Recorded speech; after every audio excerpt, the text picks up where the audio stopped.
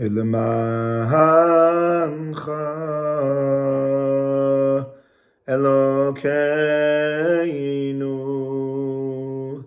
Asay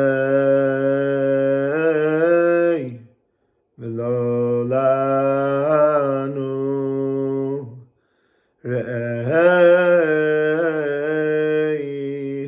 Amidateinu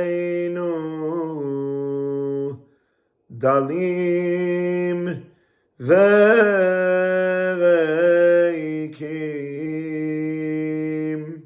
Parshat Vayigash 5784, 76 days into the war for the future, the war for the identity.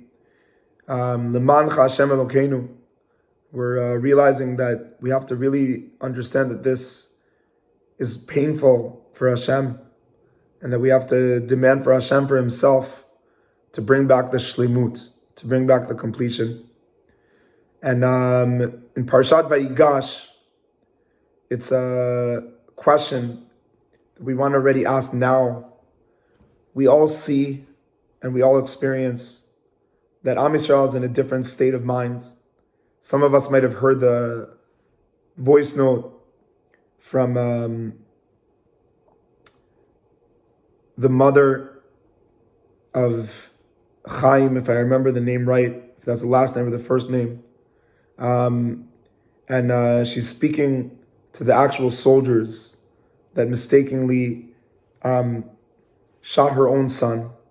And she's speaking to them about how she loves them, and she wants to hug them, and she wants to speak to them about how amazing and how special they are. You just sit there in awe and you're thinking to yourself, Am Yisrael is just beyond nature, just beyond nature.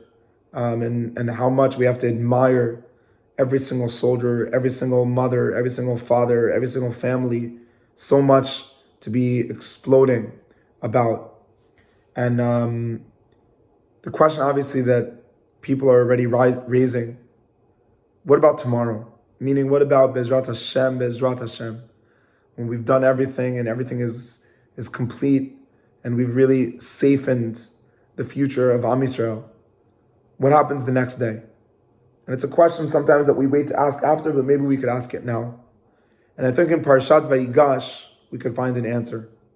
Parshat Vayigash in Perek Mem Vav, we see Yaakov Avinu going down into Mitzrayim, and Hashem gives him a prophecy. And the prophecy is, Anochi ered imcha Mitzrayima va'anochi alo a'aleh. I'm going to go down with you into Egypt, and I'm going to come up with you from Egypt.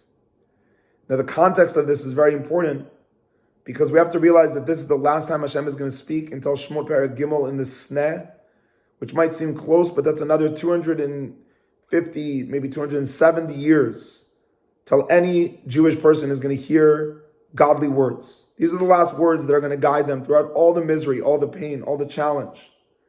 And we ask ourselves, what is so central about this?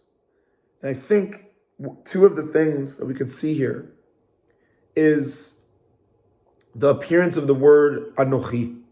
To speak for a second about the difference between Ani and Anochi, but to see this idea that Ered, Hashem says in one, I'm going to go down. But then He says, Alo A'aleh, twice. And I think if we answer both these questions, it will help us with the beginning question of how do we start addressing the question of how do we continue this level of passion of Am Yisrael. And so the word Ani in the world of Chassidut is selfish. The word of Anochi is you add to the Ani a kaf. And a kaf is that you're circularly open in the acts you do to the people that you're trying to enable. Meaning there's two ways that we could do the actions we do. One is to elevate ourselves, and the other is to elevate someone else.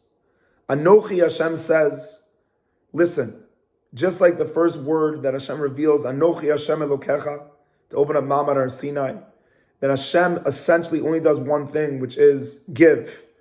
And give not in order to enable Hashem, but to enable people. To enable people. And this idea of Anochi, Hashem is saying, when you're going into exile, you could easily become Ani. Someone that's just taking care of their self needs, protecting themselves. Hashem says, don't do that. Do anochi. This is the time to open up yourself to the essence of what we're all about, is that we're more than just an animal. We don't have to just protect ourselves. We have to enable the people around us. And that's the nevuah that's going to guide the Jewish people throughout Mitzrayim and throughout the Shoah and throughout the Spanish Inquisition and throughout Me'orot Tachtat and throughout this war. That we can ask that question, are we taking care of Ani or are we becoming Anochi? That we're opening up ourselves to other people and that the act is not meant to elevate us, but to elevate someone else. And that's why it says, Alo A'aleh. Hashem says, I'm going to go down to Mitzrayim, but the goal is not to go back to what was. The idea is that through this breaking, we're going to build something even greater. Alo A'aleh. I'm going to get to a next level. And the bracha be'emet that we're thinking to ourselves, if we could look around today and see the amount of lack of selfishness, the lack of self-thought, how much people are excited about connecting themselves, relating themselves to another person, that will enable us not just to return to not have a war, but to grow through the war, to build something that be'emet b'siyata dishmaya so soon will bring Mashiach tzidkenu b'mehera b'yameinu. Amen.